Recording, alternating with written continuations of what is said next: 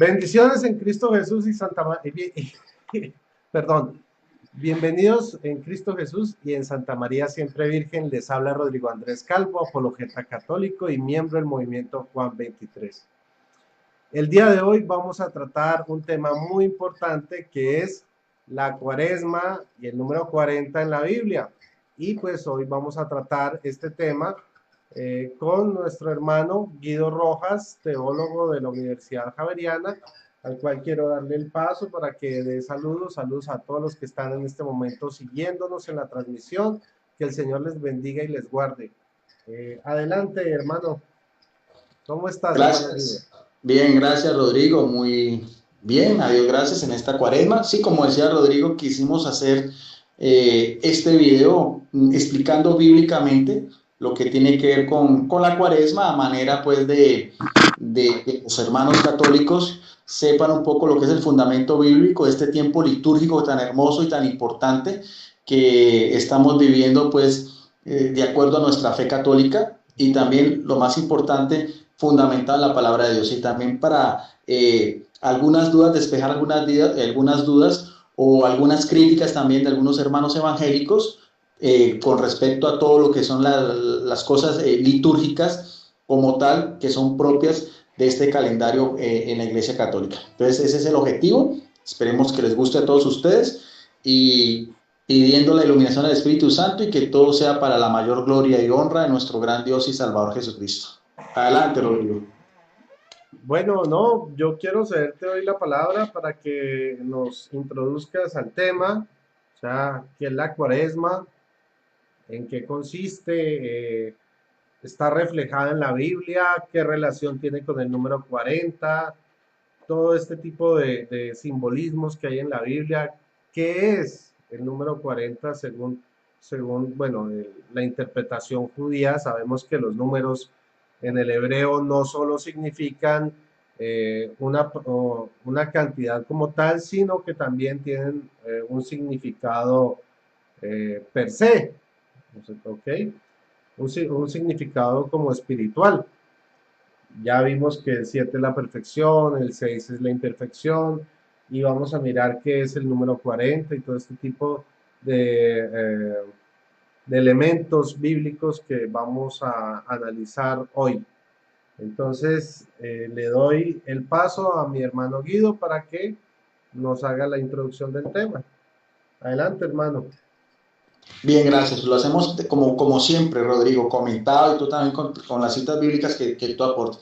Mire, lo primero y lo más importante para responder de pronto algunas críticas o algunas observaciones de los hermanos evangélicos, es decir, porque ellos preguntan, ¿y dónde está la ceniza? ¿Dónde está la cuaresma? ¿Dónde están las procesiones? ¿Cuál de los apóstoles impuso la ceniza? Hay que aclarar algo, que eso es importante saber antes de entrar en el tema, es que la Iglesia Católica no depende de la Biblia. La Biblia es parte de la revelación sagrada que conforma el depósito de la fe. Eso es lo más importante. Entonces, la Iglesia Católica, a diferencia de las iglesias cristianas, nosotros nos apoyamos en la Biblia, pero no tenemos que decir que todo tiene que estar en la Biblia, porque mismo dice la palabra de Dios en 1 Timoteo 3:15, que es la iglesia de Cristo, la única y verdadera iglesia, que es columna y baluarte de la verdad. Eso hay que saberlo entender y eso hay que saberlo explicar. Porque nosotros tenemos la Biblia, pero también tenemos la tradición cristiana, que son las dos fuentes por las cuales los dos pulmones, por así decirlo, el Espíritu Santo nos da todo lo que nosotros conocemos como el magisterio eclesiástico. Eso en primer lugar. Ahora, eso no quita que lo que estamos celebrando en este tiempo litúrgico, desde la semana pasada, desde el miércoles de ceniza, no podamos fundamentarlo con la palabra de Dios. Eso sí lo podemos hacer. Pero no nos pueden, por ejemplo, decir nuestros hermanos evangélicos cuál de los apóstoles impuso la ceniza en la frente, ¿ve? Y quién hacía todas las procesiones y todo el sermón de las 7 palabras y todo lo que va a venir después. Que pronto, más adelante, con nuestro hermano Rodrigo podríamos hacer un especial, lo que es el triduo pascual. Por ahora queremos simplemente explicar lo que es la cuaresma. Ahora, la cuaresma nos invita a 3 preceptos muy importantes, que son la oración, el ayuno y la penitencia. Y esos 3 preceptos eran pilares fundamentales en el judaísmo antiguo.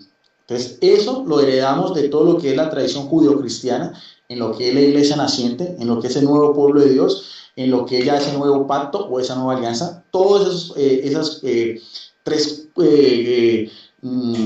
pilares, como decía yo, esos tres normativas, están explícitamente consignados en la palabra de Dios en el Antiguo Testamento. Y eso vamos a hablar, tanto citas bíblicas que pueda dar nuestro amigo Rodrigo Andrés Calvo como mi persona. De eso se trata, el fundamento bíblico.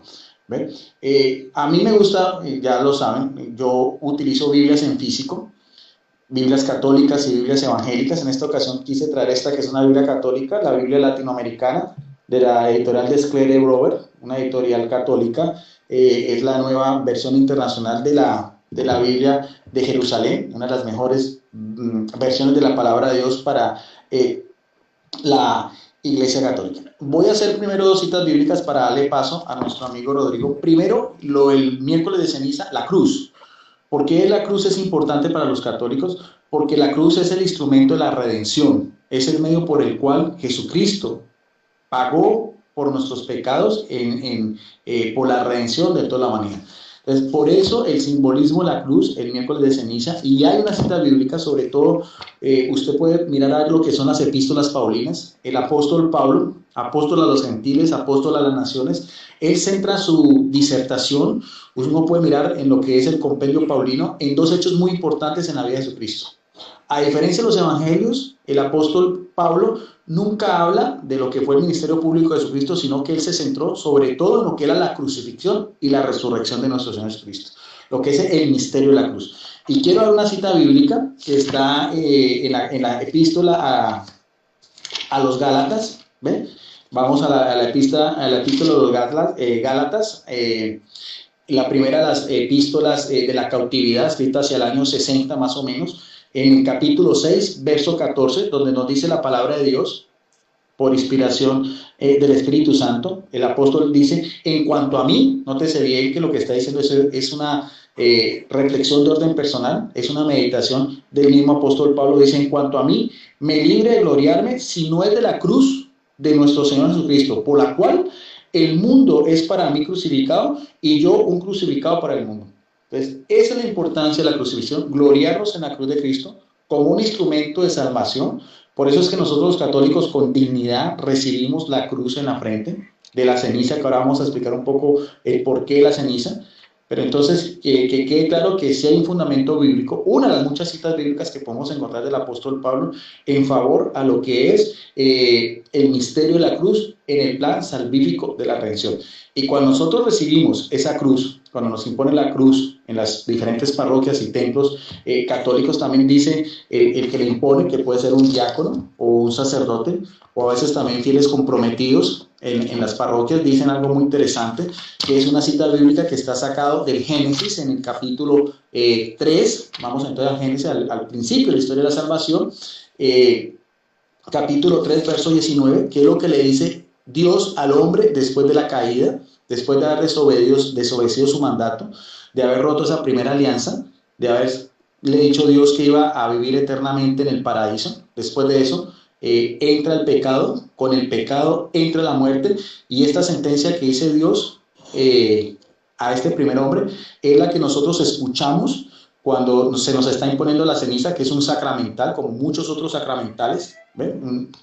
Eso también hay que diferenciar lo que son sacramentos a sacramentales. La ceniza es un sacramental muy importante también, y eso lo tomamos de Génesis capítulo 3, verso 19, donde escuchamos también en los textos veterotestamentarios la sentencia de Dios Padre a la desobediencia de Adán, cuando le dice, con el sudor de tu rostro comerás el pan, hasta que vuelvas al suelo, pues de él fuiste tomado, o sea, de la materia misma, porque eres polvo y en polvo volverás. Entonces, eso también nos indica también la fragilidad del ser humano, nuestra propia condición pecaminosa, adánica, que heredamos del primer hombre, y también saber de antemano que esta materia, este cuerpo como así, va a ser algún día, todos vamos a tener que morir, volvemos a la tierra del polvo, significativo de lo que es la muerte, pero con la esperanza de lo que es una redención, espiritualmente hablando,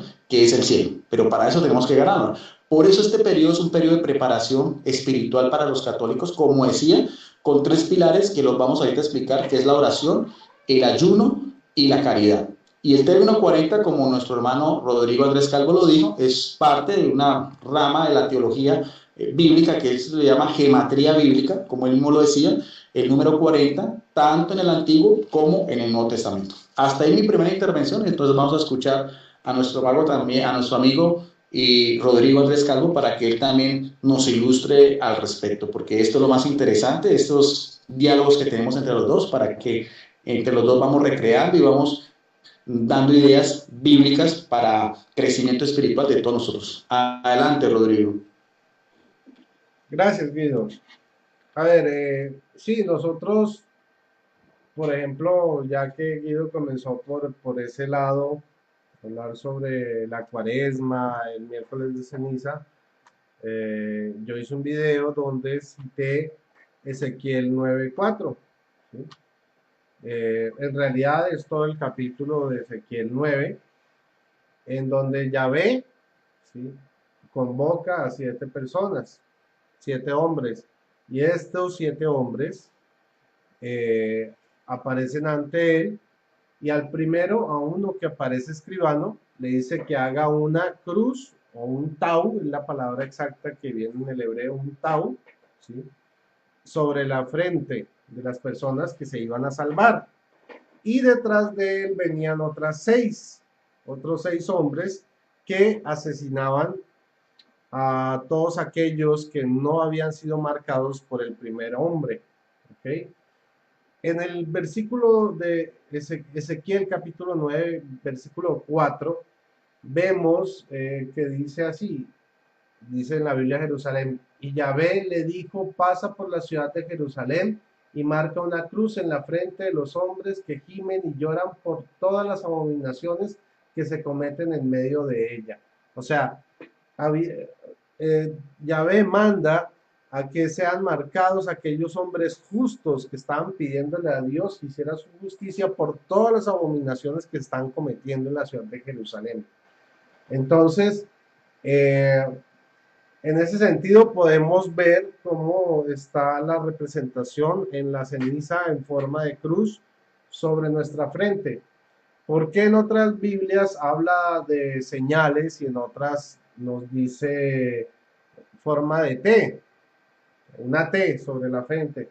Pues precisamente porque la palabra que está ahí en ese lugar es la palabra tau, ¿okay?, que es en realidad una consonante hebrea, que es la última consonante, ¿sí?, como decir el alfa y el omega en el griego, el tau es la última, y con esa señal, esa señal, perdón, en el paleohebreo, ¿sí?, en el antiguo hebreo, tenía forma de cruz. Entonces, por eso, en ciertas Biblias se les traduce cruz para no tener que hacer toda esa explicación tan larga, ¿sí? En otras se les pone señal, otras pone la T, ¿sí? Porque el tau griego ahora pues tiene una forma de T, ¿ok? Y eso es pues como lo que yo quería aportar sobre específicamente el tema de la ceniza. Ahora, también podemos hablar de lo que es la limosna, ¿sí? Eh, en la Semana Santa. ¿Por qué es importante dar limosna? Pues vamos a ver qué es lo que nos enseña Jesucristo, lo que nos enseña la Biblia en general. Ok, vamos a compartir la pantalla, permítanme un segundo. Okay.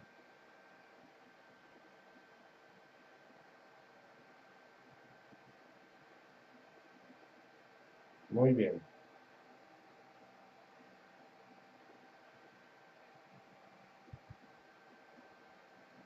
Bueno, entonces,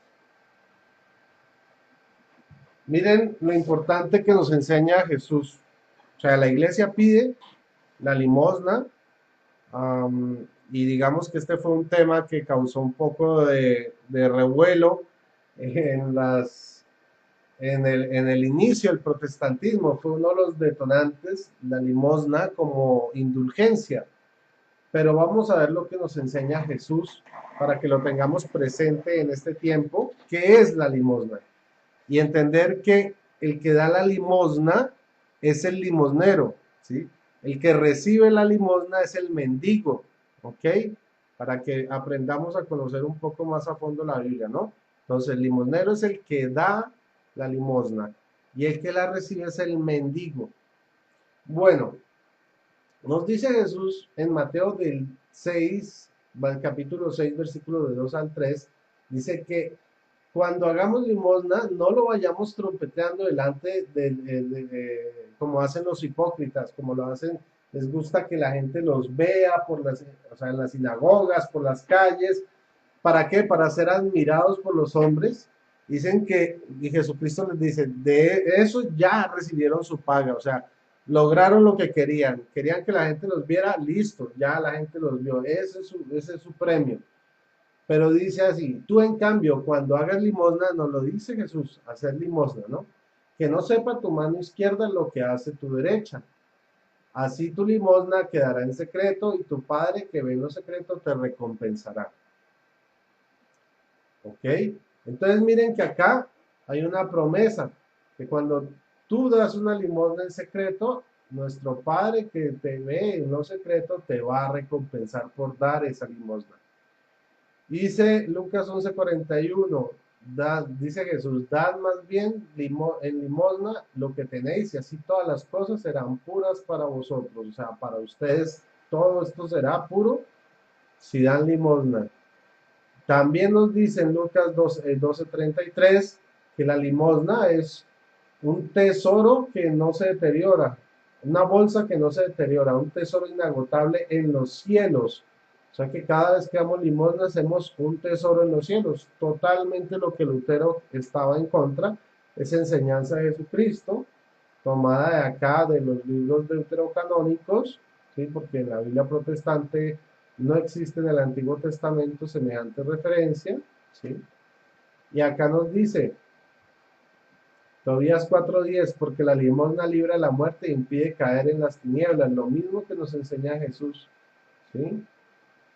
Bueno, eso es como por ese ladito lo que yo quería aportar a lo que nos está hablando nuestro hermano Guido. Y ahora, pues yo quiero entrar a hablar un poco más de lo que es ya el número 40, la gematría, como bien lo refiere Guido, ¿ok? Bueno, la cuaresma es un término que viene del latín tardío, que en realidad significa, o bueno, es llamado cuadragésima y significa 40 días, es ese periodo, ¿sí? Eh, y ahora, ese periodo inicia, como bien creo que ya lo dijo Guido, con un miércoles de ceniza y va hasta la Semana Santa. Y ya después de eso, pues ya viene la espera del Pentecostés. ¿Ok? Ahora, hay que recordar que el 40 tiene un significado bíblico muy importante. Significa transformación, cambio, conversión. ¿Ok? 40, acá nos dice que Jesús pasó en el desierto 40 días antes y 40 noches antes de pasar su vida pública, o sea, antes de comenzar su ministerio. ¿Sí? Ahora, y ahí nos dice que el Espíritu Santo lo llevó. Bueno, eso después lo veremos más adelante. Ahora, 40 años estuvo Israel en el desierto. O sea, mientras esa generación con mentalidad de esclavos que había sido liberado de Egipto se acababa, pasaron 40 años, esa transformación. Y esa nueva generación pudo entrar a la tierra prometida por Dios. Porque los que venían liberados de Egipto tenían la cabeza dura y no podían entrar por su duro corazón. por su idolatría y por todo ese tipo de cosas que traían de Egipto. Entonces no pudieron entrar a la tierra prometida. Ya el Señor transformó totalmente, limpió esa nueva generación que fue la que recibió la bendición. ¿Ok? Ahora, también vemos que el número 40 aparece más de 100 ocasiones en la Biblia. Y, o sea, más que todo, hace un énfasis en momentos que son claves. El primer momento que podemos citar en la Biblia es el diluvio universal, ¿sí? Que duró 40 días y 40 noches.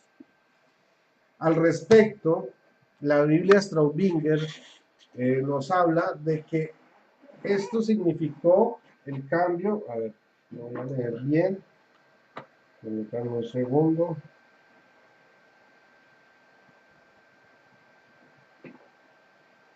Dice así.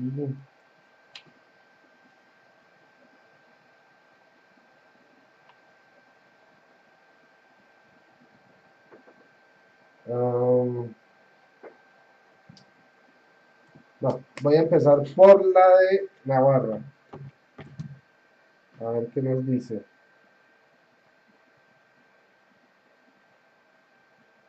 El proyecto divino al crear al hombre parece haber fracasado. De ahí esa decisión de Dios. Esta es la Biblia de los profesores de Salamanca que me regaló un hermanito muy apreciado, y voy a seguir entonces. Dice, de Dios expresada en términos tan humanos de destruir su propia obra, pero Dios perdonará a la humanidad por la fidelidad de un hombre, Noé, y la tierra volverá a repoblarse tras el diluvio. Se inician así dos temas importantes en la Biblia. Primero, que los castigos de Dios se orientan a la salvación del hombre. Segundo, que el hombre, el justo, es causa de salvación para toda la humanidad. En ese sentido, los santos padres vieron en Noé una figura de Jesucristo. Dice sobre el versículo 17, dice, en muchas religiones se encuentran relatos relacionados con una destrucción de la humanidad o gran parte de ella en tiempos inmemoriales, producida por el agua, por el fuego o por algún otro cataclismo. Pero hay una diferencia fundamental. La Biblia presenta el diluvio como consecuencia del pecado de la humanidad y como un nuevo punto de partida para que el verdadero Dios, creador del mundo y del hombre, lleva a cabo sus planes de salvación mediante un resto del que surgirá más adelante Abraham, padre del pueblo elegido. Entonces, vemos cómo en este número 40, en estos 40 días donde hubo diluvio, donde hubo destrucción, el Señor nos perdona, ¿sí? A través de Noé, que fue un hombre fiel, y su familia, que era de la ascendencia de Set. ¿Ok? Set fue el hermano que vino después de Caín, ¿sí? Fue el que Dios les dio a Adán y Eva en reposición por Abel, que había sido asesinado por Caín. Ahora, dice así.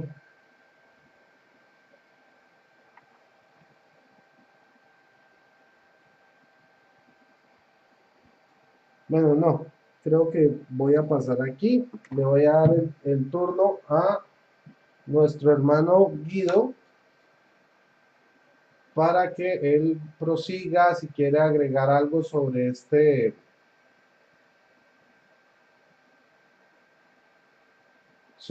versículo. Entonces, pues Guido, adelante. Listo, gracias Rodrigo. Sí, voy a hacer dos intervenciones más. En esta voy a explicar también, a complementar, ¿no? Un poco sobre el significado de la ceniza y el número 40 con un hecho muy especial. Y la última, también lo que decía Rodrigo sobre lo que es la caridad cristiana también, con lo que es ya el fundamento bíblico. Lo voy a hacer inicialmente de este diccionario bíblico enciclopédico que me acabo de llegar hoy. Yo creo que es un diccionario extraordinario, es de la editorial CLIE, salen los términos en hebreo y griego, y si nosotros vamos a lo que es el término ceniza, vamos a mirar a ver el mismo contexto de la época del antiguo Israel. Miren cómo tiene tanta connotación con lo que la Iglesia Católica como madre y maestra nos enseña y nos invita para este tiempo litúrgico tan importante de preparación para la Semana Mayor. Como lo decía Rodrigo, ¿no? Estamos preparando 40 días hasta llegar a lo que llama el Triduo Pascual, como lo llamaba San Agustín, que es para vivir intensamente la pasión, muerte y resurrección de Jesucristo, que ese de pronto será un tema más adelante con Rodrigo cuando llegue ese momento. Dice, el término ceniza viene del hebreo esper, que quiere decir debido a su color gris, y esporos, que quiere decir mencionado en asociación con silicios y con muestra de dolor. Hay muchos significados de lo que es la ceniza en el Antiguo Testamento, pero quiero hacer alusión lo que es propiamente con lo que nos manda la Iglesia Católica en este tiempo. Dice, derramar ceniza sobre la cabeza era una señal de luto, de tristeza o de arrepentimiento. Así vemos que cuando Tamar fue violentada por su hermano, puso ceniza sobre su cabeza, rasgó las túnicas de mangas que llevaba, puso su mano sobre la cabeza y se iba gritando mientras caminaba. También la ceniza es símbolo de la fragilidad humana, de la miseria humana, como veíamos anteriormente, de la caída del hombre y la mujer por su pecado, por el libre albedrío, que eran las primeras criaturas creadas en estado inmaculado, ¿ve? Sin pecado, en estado de inocencia, pero pecaron. Entonces es la fragilidad humana. Lo que es también, la ceniza llama ¿qué? A la conversión, que es lo que la Iglesia Católica, para que vean que no tenemos fundamento bíblico, arrepentimiento y conversión de cambio. El problema es que como el católico no conoce su fe, el católico no se entra en estas cosas, es muy fácil, es muy susceptible para que algún hermano evangélico se lo lleve fácilmente y diga que nosotros no tenemos fundamento, que todo eso inventado en la Iglesia, que somos puros mitos, es pura leyenda, pero estamos viendo de acuerdo a un diccionario que es un diccionario bíblico, enciclopédico, evangélico, pero mire cómo tiene la misma connotación histórica del antiguo Israel con lo que la Iglesia Católica nos manda.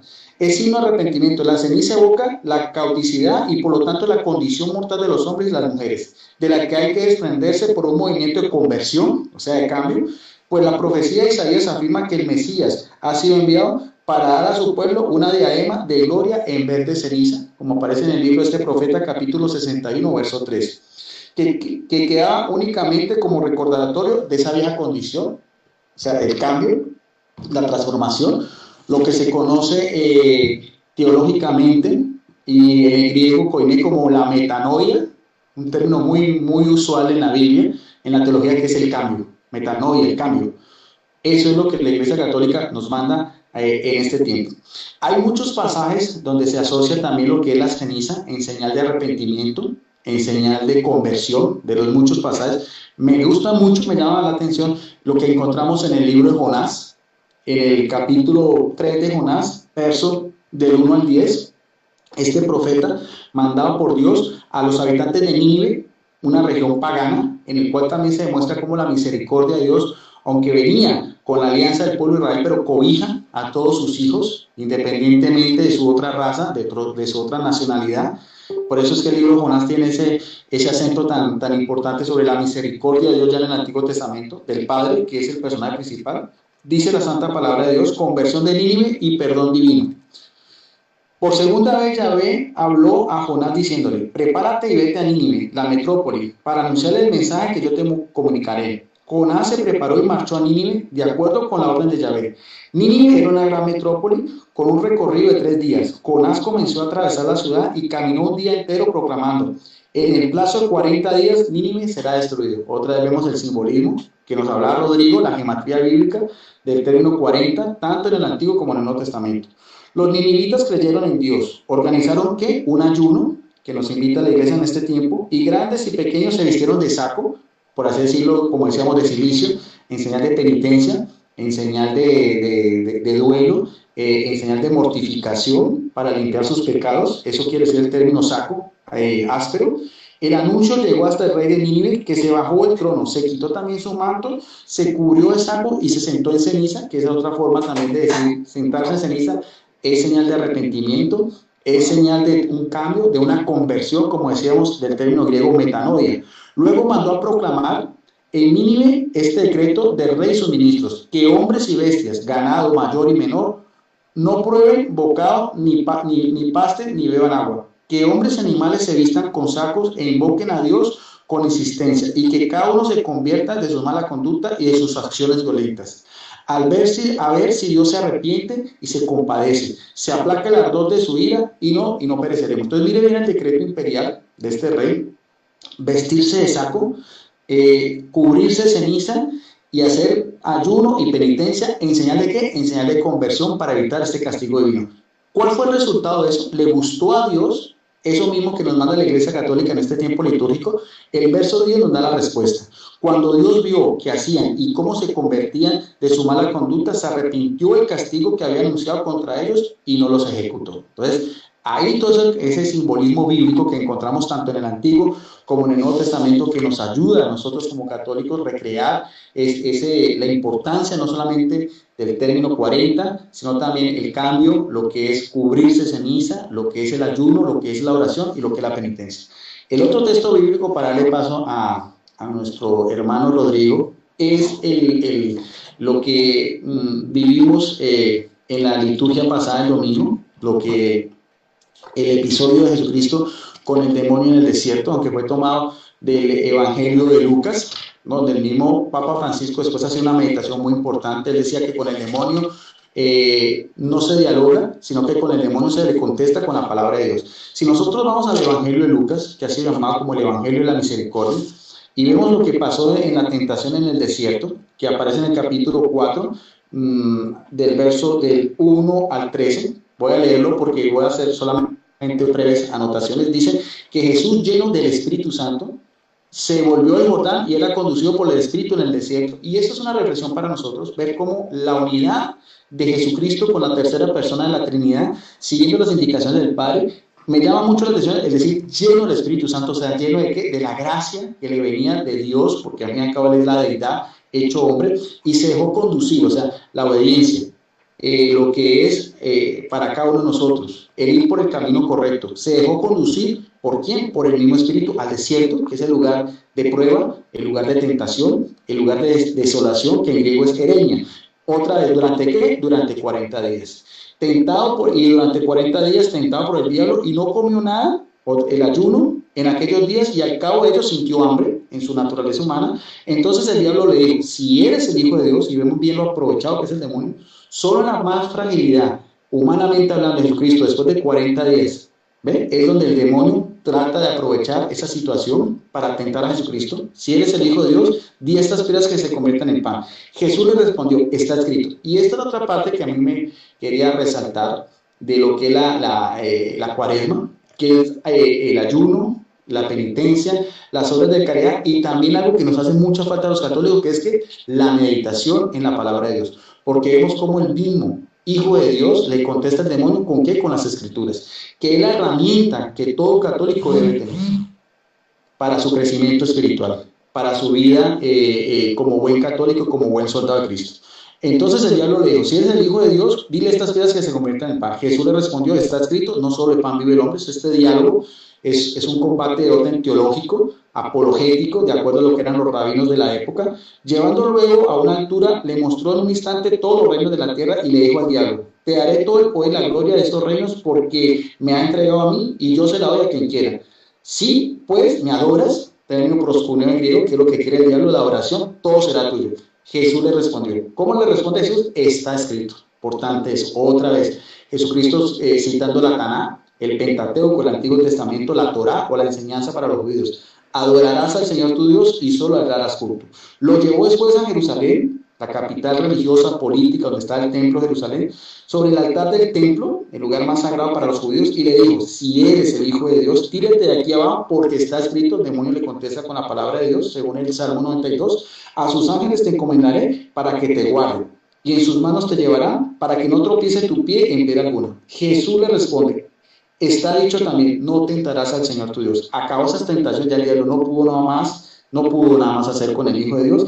El diablo se alejó hasta un tiempo oportuno. Entonces, con ese texto bíblico quería también darle a entender a nuestros hermanos católicos cómo este tiempo de cuaresma nos llama también no solamente a la reflexión, al cambio, a la penitencia, sino también a la meditación en la palabra de Dios, que es, por así decirlo, la primera fuente en la cual todo católico debe fundamentar su fe cristiana. Adelante, Rodrigo.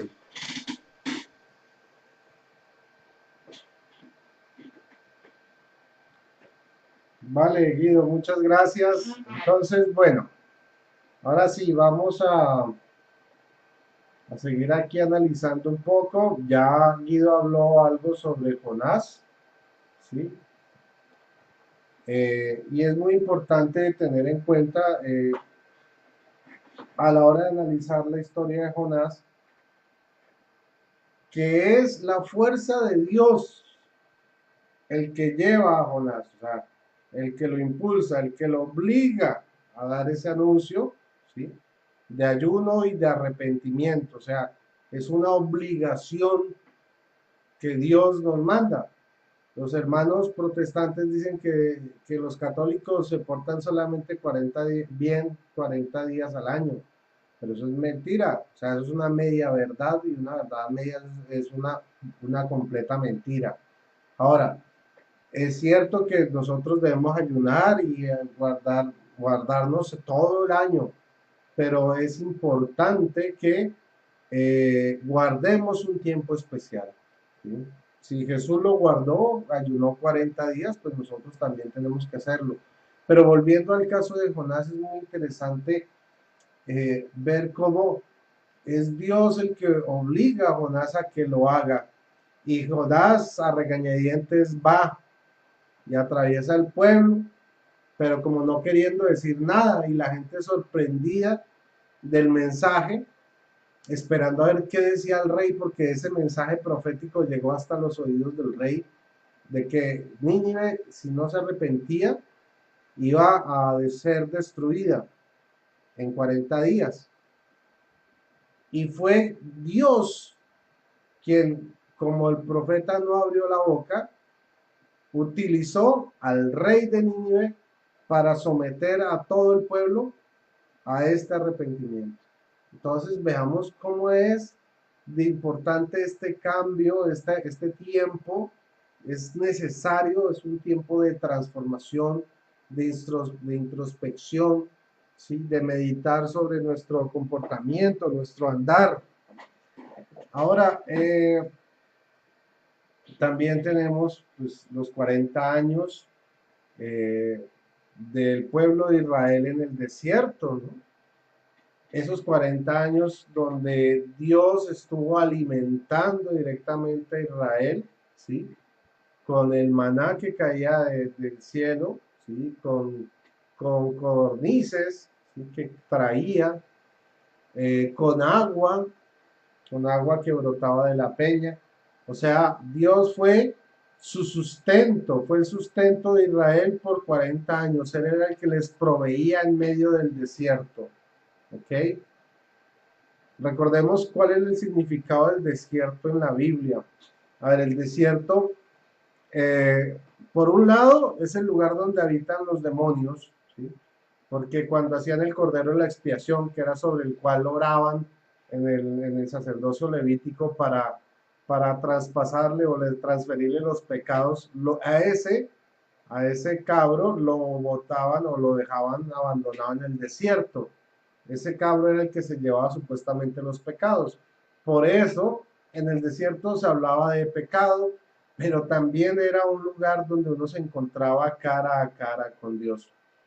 Por eso es importante ver que cuando Jesús está en el desierto, está ayunando, está poniéndose a prueba, está en el lugar de los demonios. Miren que se les aparece Satanás a Jesús, ¿sí? Enfrente, ¿sí? Después de los 40 días de ayuno y los 40 noches, a tentarlo.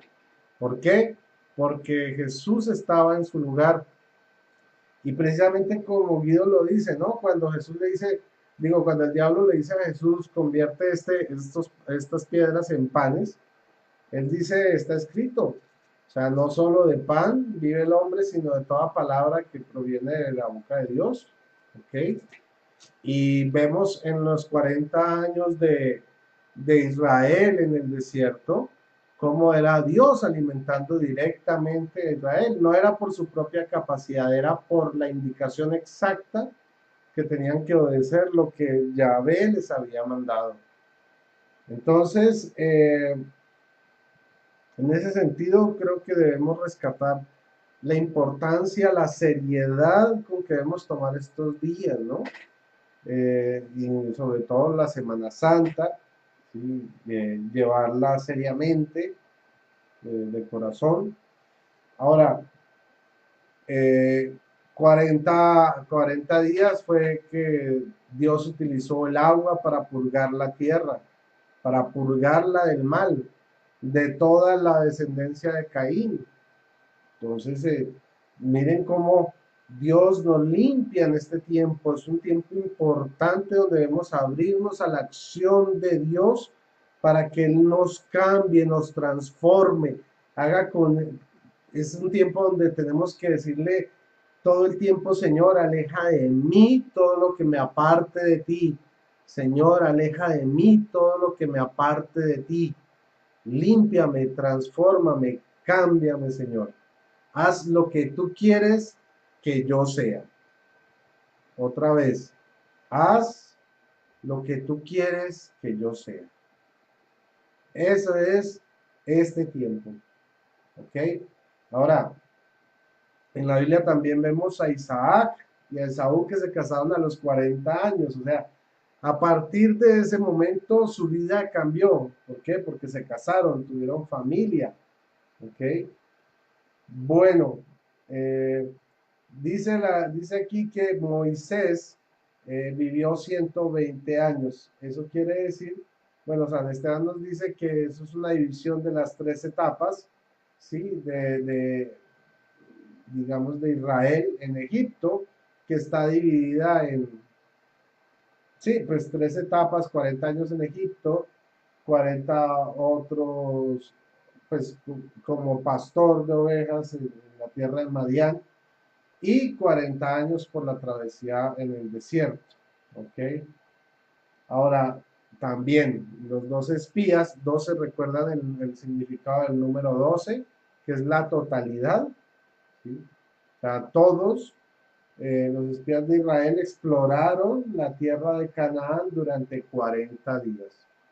O sea, vieron eh, cuál era la amenaza, qué era el pecado, qué era la amenaza que había en su interior, qué era el enemigo que tenían que vencer. Eran esos gigantes que vivían en ese momento ahí. O sea, es un momento donde nosotros tenemos que pedirle al Señor que nos venza a nosotros mismos, a que nos desprendamos. Bueno, también vemos que Jesús fue presentado en el templo a los 40 días de su nacimiento. Así lo mandaba la ley en el Levítico capítulo 12. ¿Ok? ¿Por qué? Porque pues ya se consideraba que a los 40 días era un tiempo propicio para poderle cortar el prepucio del pene al niño, ¿sí? Sin que sufriera. Entonces, por eso se presentaba a los 40 días.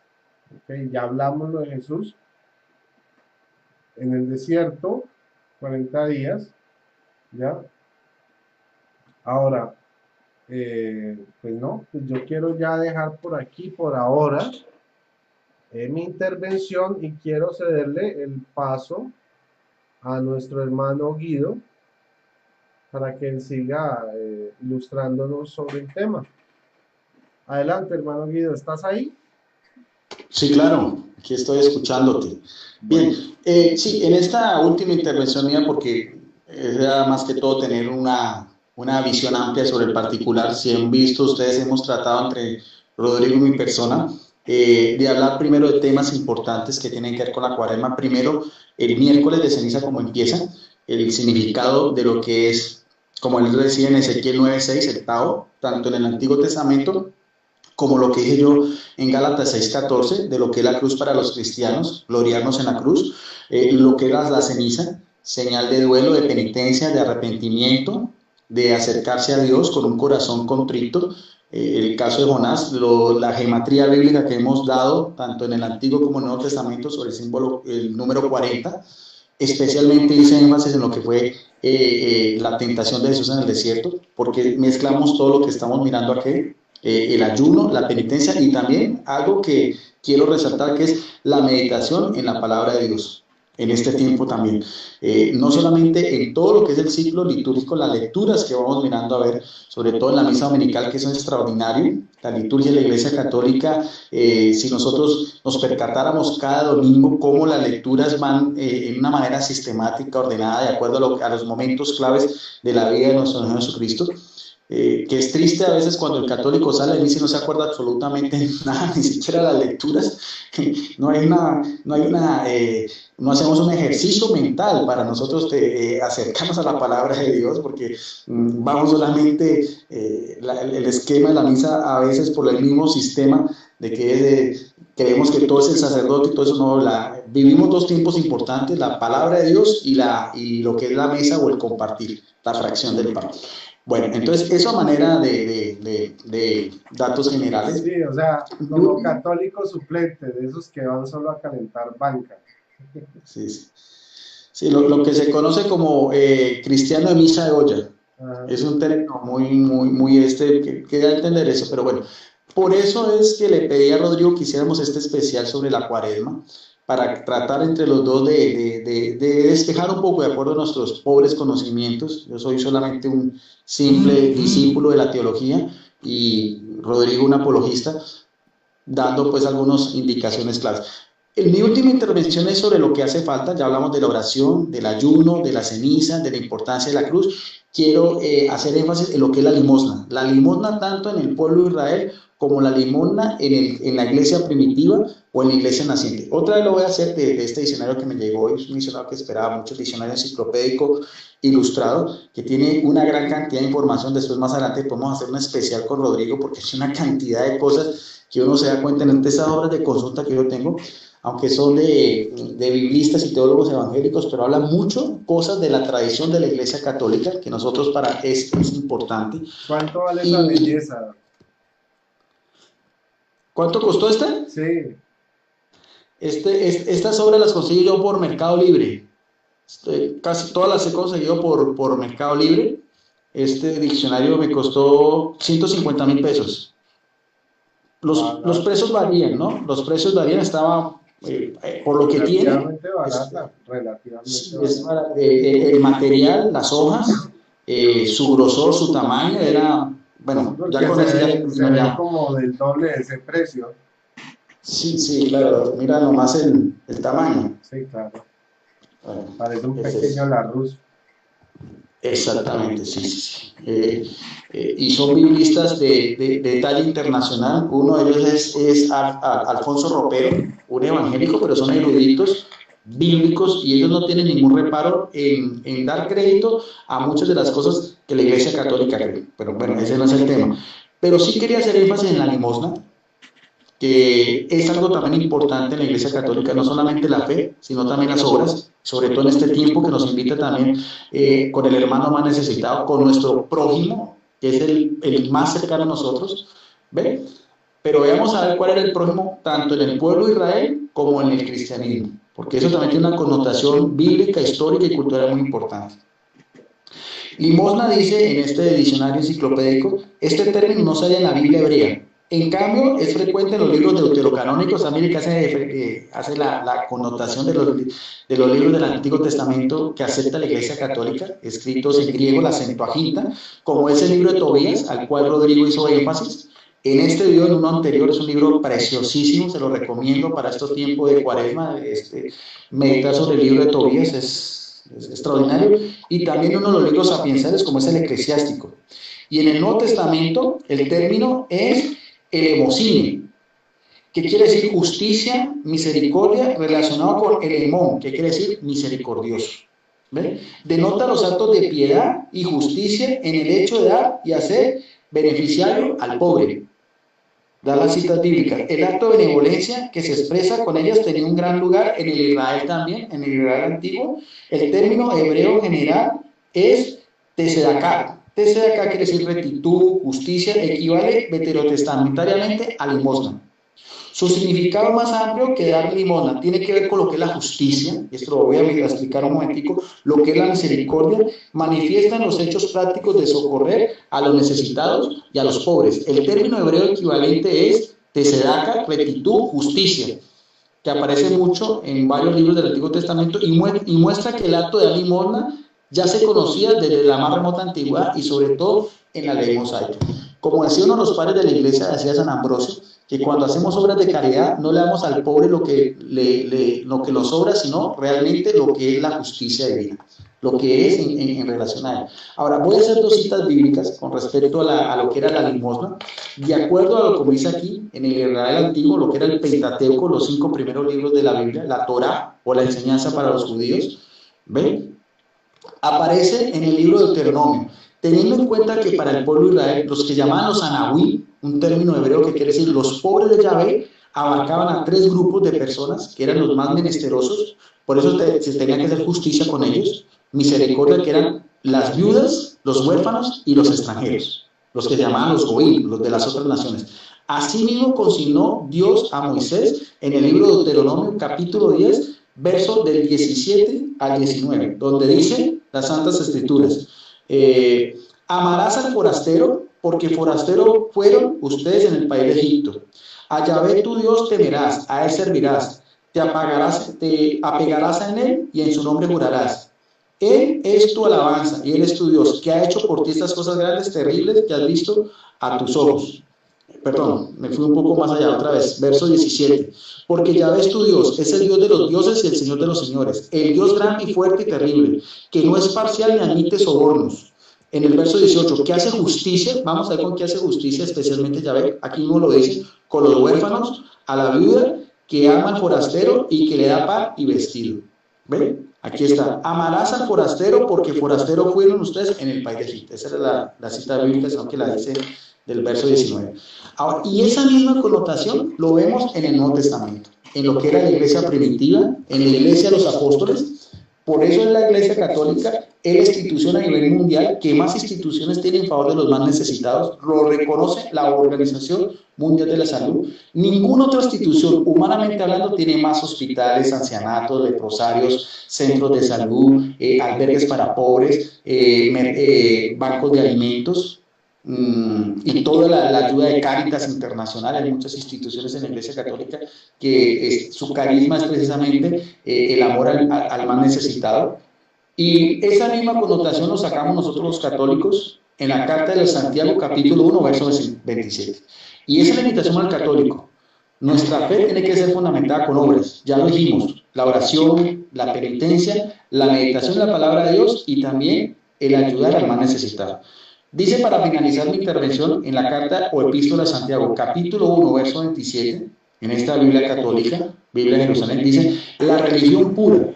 Nótese que aquí utiliza el término religión, religare, en latín, que es unir, atar al hombre con el ser humano, dice, es pura e intachable. Vamos a ver qué nos dice el apóstol Santiago. ¿Cuál es esa religión pura e intachable ante Dios Padre? Con la misma connotación del Antiguo Testamento, como vemos en Deuteronomio, es en esta. ¿Cuál es? Visitar al huérfano y a la viuda en sus tribulaciones y conservarse incontaminado del mundo. O sea, la misma cosa. El ayudar a la viuda, el ayudar al huérfano y el ayudar al extranjero debe ser también una de las cosas que la Iglesia Católica nos manda a todos nosotros, los fieles católicos bautizados, a realizar también en este tiempo de Cuaresma, que es un tiempo, como decíamos, para mí, de los más importantes y de los que más anhelo yo, porque nos va a acercar a lo que es el hecho más extraordinario, que es la pasión, la muerte y la resurrección de Jesucristo, que será otro tema para meditar más adelante con nuestro hermano Rodrigo. Aquí mi última intervención y le doy paso a Rodrigo Andrés Calvo para que también complemente estas ideas. No, pues hablando de caridad, recuerden que el Padre Toro está haciendo una obra, él recoge dinero para ayudar a los pobres y necesitados de Venezuela, sobre todo para conseguirles medicina, alimentos, ropa, lo que más necesitan urgentemente. Entonces, si usted tiene la oportunidad, apoye al Padre Luis Toro, ¿sí? Es nuestra obligación ayudar en este tiempo de Cuaresma, y siempre es una obligación nuestra como cristianos, si nos hacemos llamar cristianos de verdad. Eh, pues, ¿qué les puedo decir yo? Vamos a mirar otro poquito, pero en realidad yo creo que ya hemos abarcado eh, el tema de una manera que ya hay suficiente ilustración al respecto. ¿Sí? Ahora,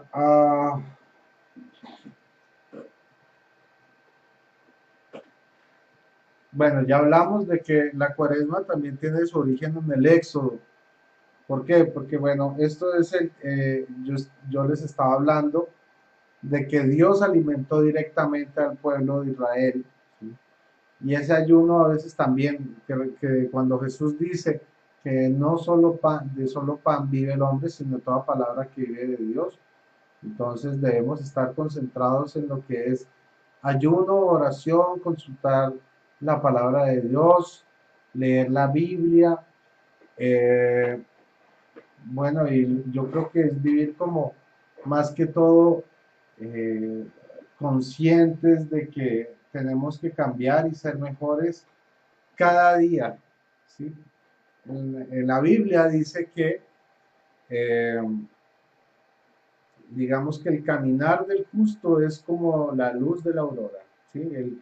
La senda del justo es como la luz de la aurora, que va en aumento hasta que el día perfecto es, o sea, hasta que llega el pleno día.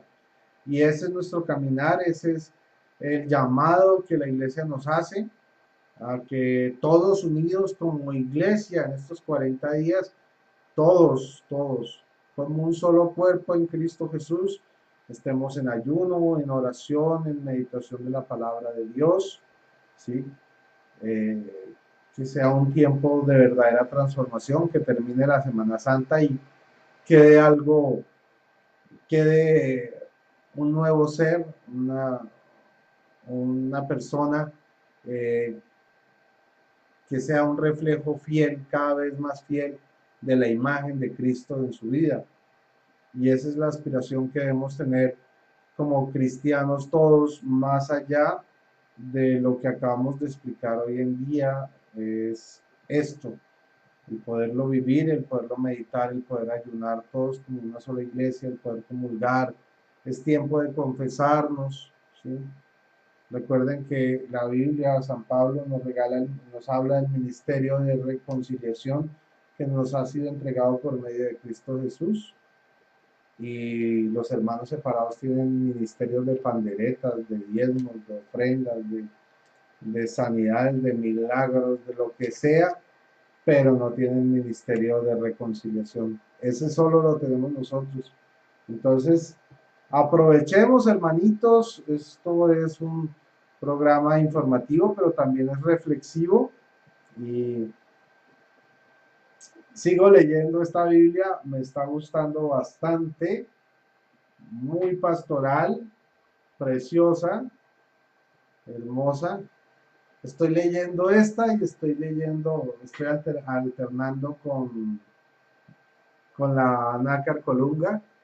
Estoy contento leyéndolas y bueno, aquí ya empezando a utilizar mi Straubinger, la Biblia comentada de Monseñor Straubinger, la del Río de la Plata,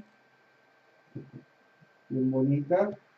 Todo esto es para que se antojen del especial que vamos a hacer con Guido sobre las Biblias. Vamos a hacer el review. ¿Qué Biblias? Hay Biblias que va a ser dificilísimo conseguir y pues que por ahora usted no necesita, pero que en el futuro va a necesitar, o bueno, la que más se acomode a su bolsillo, a su conocimiento, a lo que usted espera y busca encontrar en la palabra de Dios.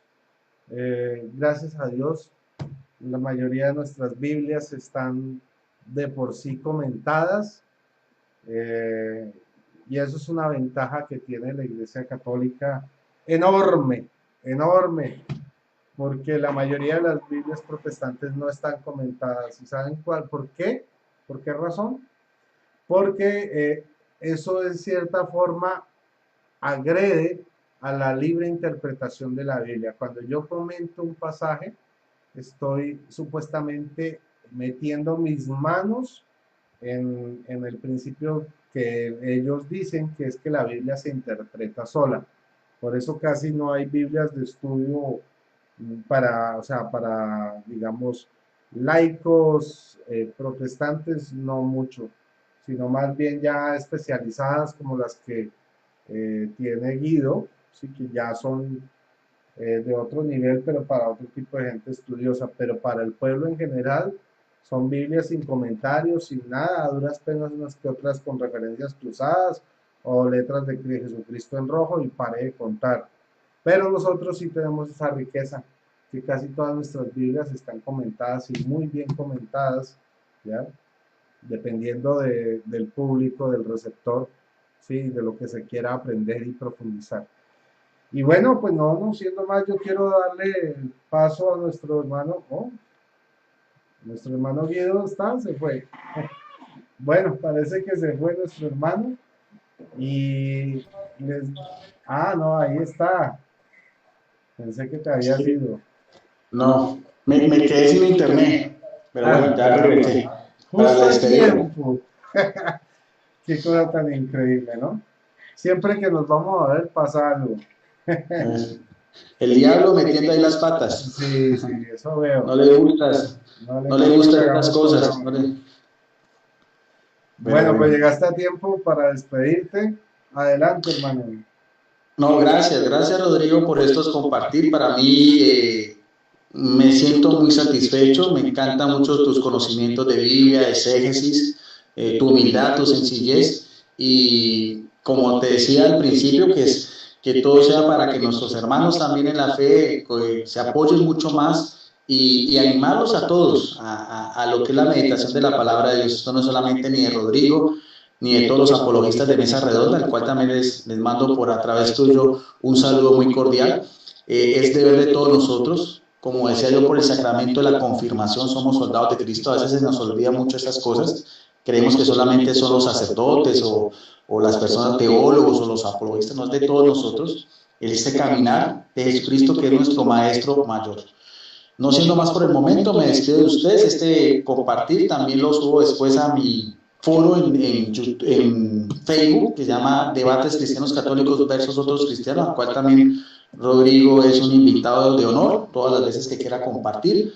Tiene ya 26.000 miembros y a nuestro canal en YouTube después se llama Videos Apologética Católica. Muchas gracias a todas las personas que en este momento están conectadas, los que van a ver el video.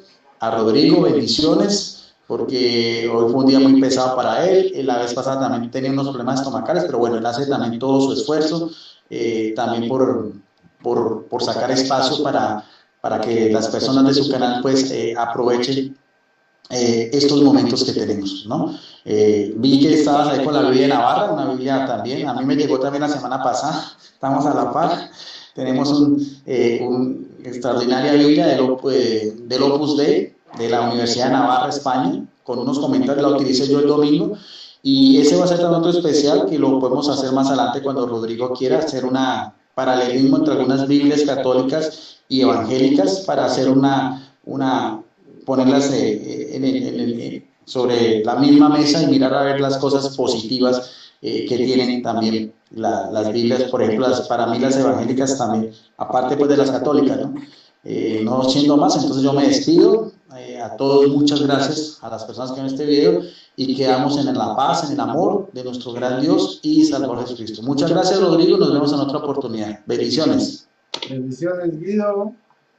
Bendiciones a todos. Y a ver, un saludo al público. Bendiciones, Leti, Aper, Denis, José Manuel, mi Paquis, un abrazo gigante.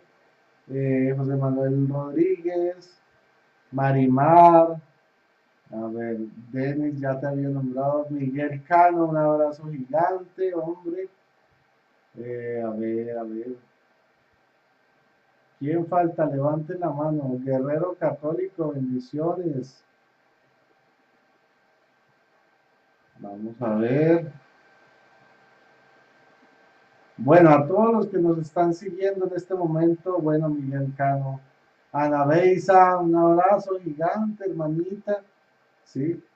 Guerrero Católico, Aper, Javier Villegas, muchas bendiciones a ti, Santuario de Rey B. Gracias por seguirnos, gracias por su sintonía a todos ustedes. Y en Facebook también vamos a dar un último saludito, sí, a Rafael Radillo, que es un fiel seguidor nuestro, el pastor Rafael Radillo. Gracias por su sintonía. Gracias a Martín González, Rosmira Daza, a Vianey Santiago Valencia, a Carlos Antonio, a Miguel González, a Juan Carlos Castro, a Claudio Sánchez, a Gino Rodríguez, a Diego Enrique, a Biblia Abierta, a Mélida Virgil, a José Roberto Castellanos, a Pascual Baltazar, a José Lima, a Miguel Ángel, a Porfirio Aguilar, a Martín González, la Iglesia Metodista Jesucristo Casa de Oración se unió. Bendiciones, gracias hermanos metodistas por seguir nuestro programa. Andrés Alzate Pechipeludo, también bendiciones. A Mónico, a Elmer Villanueva, que el Señor le bendiga. Luis Felipe Narváez, María Lizama, Gloria Sagastume, Rico Huerta, Erwin Aicedo, Jonathan Marín, Jere Rucal, Andrés Alzate, Santiago Fernández, Evangelista Hernández. Evangelista, creo que mañana tenemos un debate pendiente, mañana no, el jueves, por favor comunícate conmigo por interno. Saludos a Santos Elmer, a Carlos Rivera, a López Mayra, a Carlos Eduardo Fuentes, a Nicky Prudi, a Méndez Hernández, a López Mayra, Dios mío, Juan Peña, cuánta gente siguiendo el programa, Dani Idol, bueno, Eloy Monroy, Giovanni Hernández, pues no es el pastor Giovanni, sino Giovanni Hernández, y bueno, el último, Germán Rosales, todos ellos, grandes bendiciones, saludos hermanos, gracias por estar en sintonía, gracias Rafael Radillo, tú que nos sigues asiduamente, eres un ferviente oyente de nosotros, nos alegra que estés en sintonía con cada uno de nuestros programas. Y bueno hermanos, recuerden apoyar la obra del el padre Luis Toro, nuestro profeta. El Señor nos ha dado un profeta para el siglo XXI que prepara su venida. Él es el Juan el Bautista, el nuevo Juan el Bautista. Bueno, hermanos, y no se olviden orar, ayunar, vida de oración, vida de santidad, vivan como verdaderos católicos, no como católicos de medio pelo, ¿no? Como verdaderos católicos en santidad, en oración, en confesión, en comunión. Que el Señor les bendiga, feliz noche, que la Virgen los proteja y que viva Cristo Rey. Feliz noche, bye bye. Ya me paro este otro.